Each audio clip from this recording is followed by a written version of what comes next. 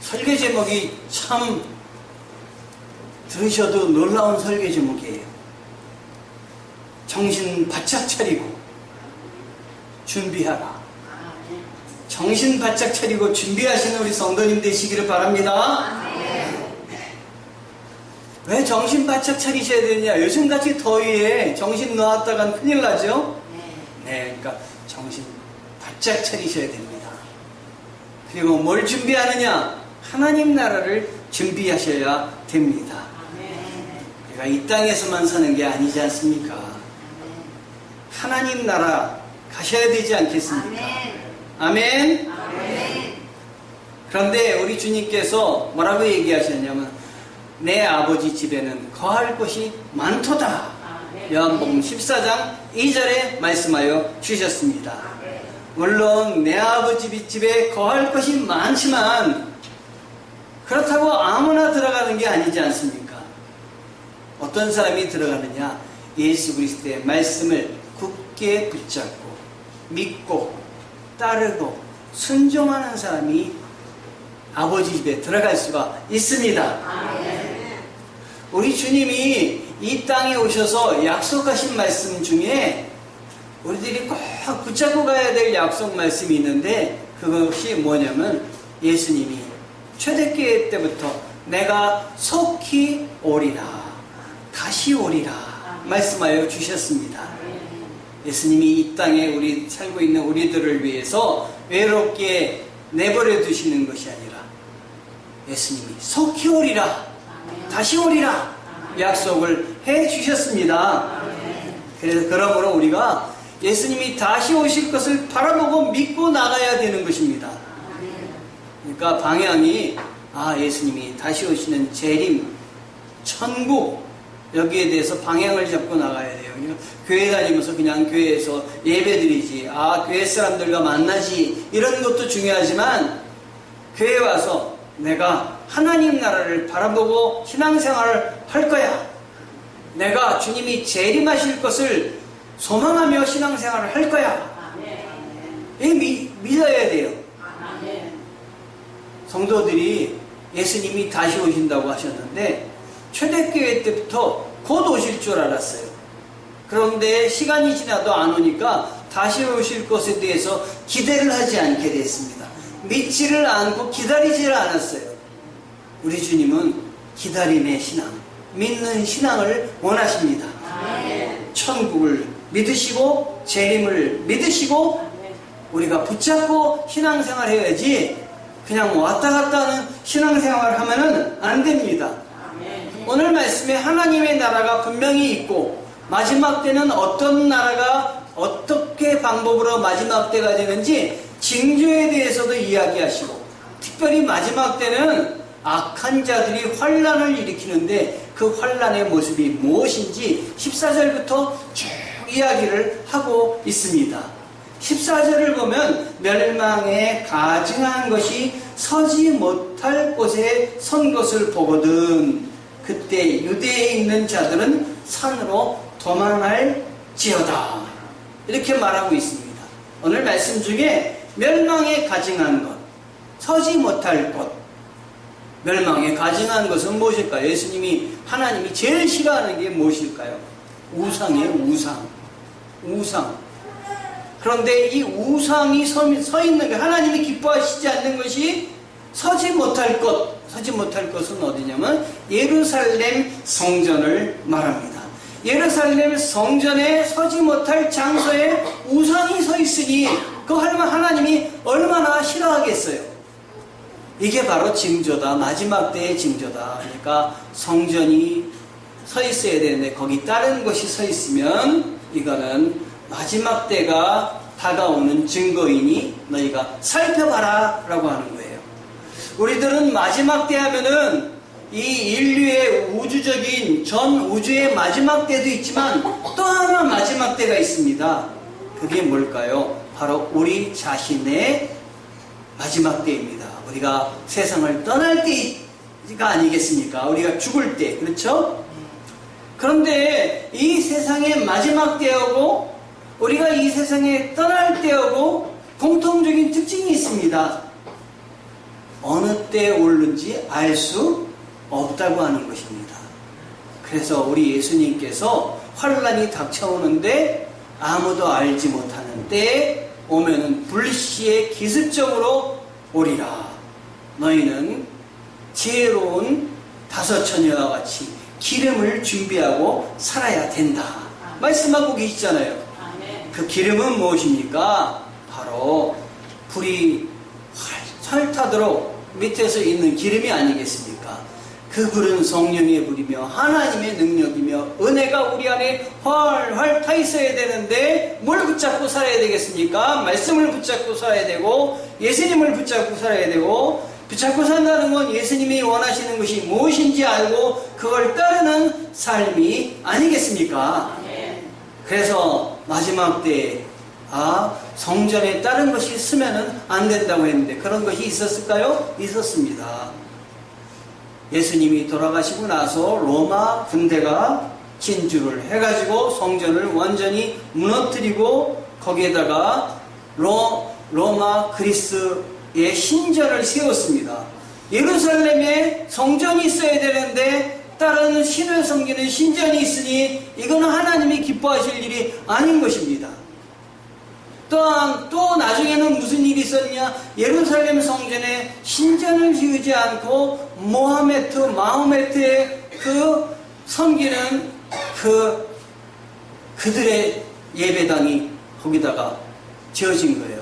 그 예배당은 지금까지 있습니다. 그래서 예루살렘에 가면 황금돔이라는 게 있는데 겉으로 볼 때 굉장히 황금 지붕이에요. 그래서 모르는 사람은 아이고 아름답구나, 저렇게 멋진 것이 저기 있네, 믿지 않는 사람들이 그러겠지만 우리 믿는 사람들은 그렇게 생각하면 안 돼요.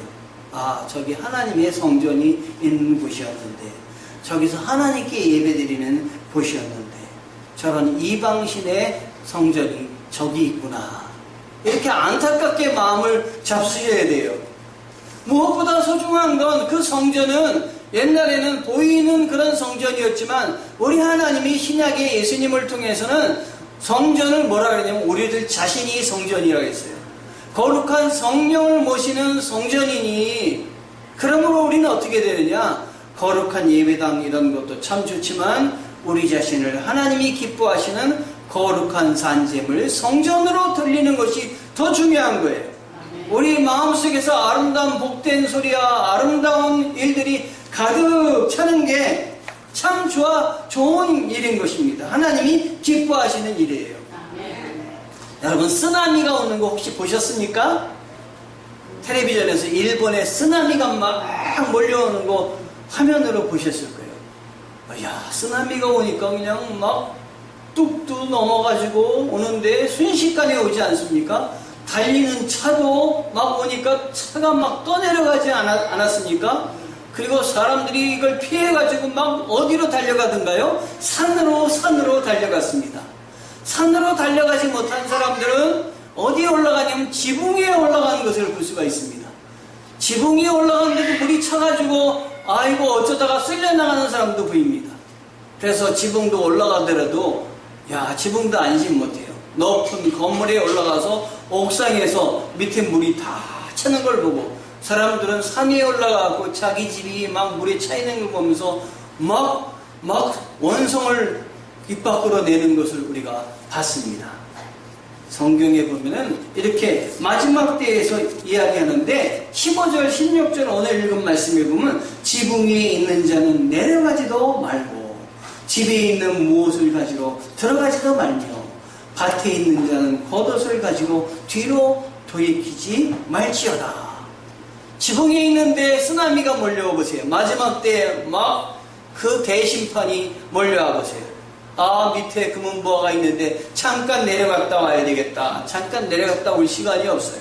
순식간이에요. 내려갔다 죽습니다. 밭에 있는데 집에 좋은 옷이 있는데 그거 가지고 가야 되겠다. 그럴 새가 없는 거예요. 빨리 높은 산으로 올라가야 되겠다 하는 것이에요. 이처럼 마지막 때 악한 영들의 그 도전이 집요하고 세다고 하는 것이에요. 그래서 우리는 악한 영을, 우리보다 센 악한 영을 우리가 견주어서 싸우려고 하지 말고 주님의 말씀을 붙잡고 말씀에 귀를 기울이고 마지막 때가 되면 주님 말씀대로 피해야 되겠다. 실제로 역사상에 주님이 이렇게 말씀했는데 피하지 못하고 있다가 당한 사람도 있지만 주의 말씀을 붙잡고 이런 건 징조인가 보다. 피해야 되겠다. 산으로 높이 도망가서 그 위험을 다 피했다고 하는 이야기들이 있습니다.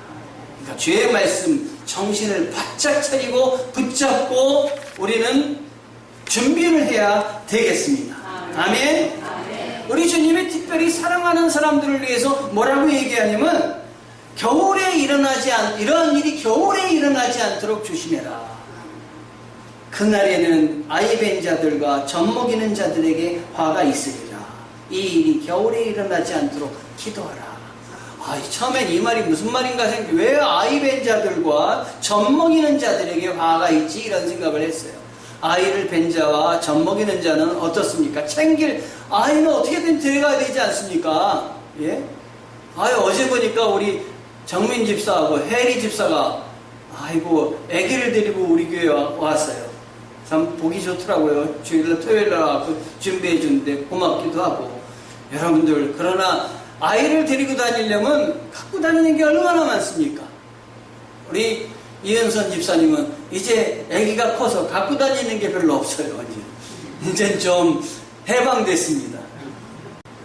여러분, 이 아이벤 자들과 그리고 젖먹이는 자들에게 화가 있다는 거, 그렇게 움직이기가 아이들까지 다 챙기느라고 힘든 거예요.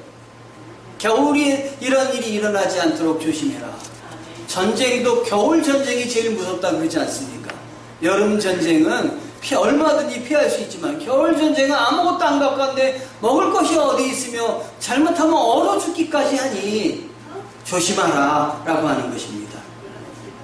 19절을 보니까 이는 그날의 환난 날이 되겠습니다. 하나님께서 창조하신 시초부터 지금까지 이런 환난은 없겠고 후회도 없으리라.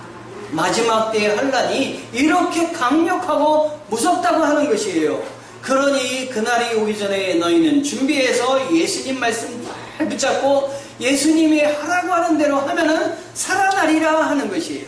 믿는 자는 천국에 갑니다, 여러분. 우리의 마지막 때가 곧 오고 우리가 숨을 못 쉬어서 이 세상을 떠난다 할지라도 두려워하지 마십시오. 왜? 예수님이 너희들에게 내가 천국을 주리라. 내가 너희들보다 앞서가서 천국을 예비하러 가리라. 내 아버지 집에는 거할 곳이 많도다 약속하셨기 때문입니다. 몸이 아프시고 힘들어 하셔도 떨지 마시고 두려워하지 마시고 걱정하지 마시고 우리 하나님을 믿으니 우리 하나님이 내가 눈 감고 깨어나지 못하면은 하나님 나라에 붙들고 가실 거야. 염려하지 않아. 나는 하나님 나라 믿고 사는 하나님의 백성이야. 담대하셔야 되는 겁니다. 아멘. 하나님께서 그래서 정신을 바짝 차리고 우리들이 살아야 된다고 이야기를 하시는 거예요. 그런데 20절을 보니까 만일 주께서 그날들을 감하지 아니하셨더라면 모든 육체가 구원을 얻지 못할 것이거늘 자기가 택하신 자들을 위하여 그날을 감하셨느니라. 아무리 환난이 크고 고통이 커더라도 우리 하나님이 옆에 계셔서 감하여 주시기 때문에 우리가 고통을 쉽게 극복할 수 있다 하는 이야기예요. 여러분 곁에 아들이 여러분과 함께 갈 때 얼마나 당당합니까? 아빠가 옆에 있으니까, 엄마가 옆에 있으니까. 자녀들이 홀로 갈 때는 무서운 형들이 오거나 그러면 자기가 다 감당해야 되는데 도망갈 일밖에 없는 거예요. 우리 하나님이 뭐라 하셨냐? 내가 너희들 끝까지 지키리라. 너희들이 당하는 어려움은 그냥 내버려 두지 않고 감하여 주리라. 환난이 와도 우리 주님이 감하여 주시는 은혜가 있습니다. 아멘. 여러분이 무슨 어려움을 당하거나 고통을 당하거나 할 때 두려워하지 마세요. 우리 주님이 옆에 계셔서 감하여 주십니다. 곧 끝나게 하십니다. 해결하여 주십니다. 아무리 어려운 일이 있더라도 그러므로 걱정만 하지 마시고 손을 드시고 우리 주님 감하여 주시옵소서. 해결하여 주옵소서. 도와주옵소서. 기도하면 우리 하나님이 도와주십니다. 아멘. 아멘. 우리가 대적하는 사람은 아주 힘이 센 사람들이에요. 사람의 이상인 아주 영물들이에요. 그래서 이 사람들을 뭐라 하냐면 거짓 예언자, 더 뛰어넘어서 적 그리스도라고 해요. 적 그리스도. 적 그리스도는 그리스도를 대적하는 아주 나쁜 존재예요. 그런데 적 그리스도가 얼마나 능력이 많으냐면 막 기적을 행하는 거예요. 기적을. 그래서 우리가 예수 그리스도가 아닌 집단들 따라다니며 믿는 사람들, 아니 어떻게 어리석게 저 집단들을 따라다니지 생각하겠지만 성경에 그들이 기적을 행한다고 성경에 쓰여 있어요. 그러니까 겉으로 보기엔 막 기적을 행하니까 예수님인 줄 아는 거예요. 그리스도인지 모르고 적 그리스도인데 그리스도로 아는 거예요. 근데 마지막 때에 그리스도가 왔을 때, 예수님이 마지막 때에 오셨을 때 한 가지 예수님을 알아볼 수 있는 것을 우리 주님은 가르쳐 주셨는데, 구름을 타고 모든 사람들이 보시기에 일시적으로 오신다 그랬어요. 전 세계 사람들이 다 알아본다 그랬어요. 그러니 이쪽에서 그리스도다, 내가 그리스도다, 또 이쪽에서 그리스도다, 이렇게 하는 것에 대해서 이쪽 기웃 저쪽 기웃 왔다 갔다 하지 마세요. 주님은 모든 사람, 믿는 사람이나 안 믿는 사람이 다 알아보기에 재림하십니다. 걱정하지 마시고 믿는 사람들에게는 환히 보여주세요.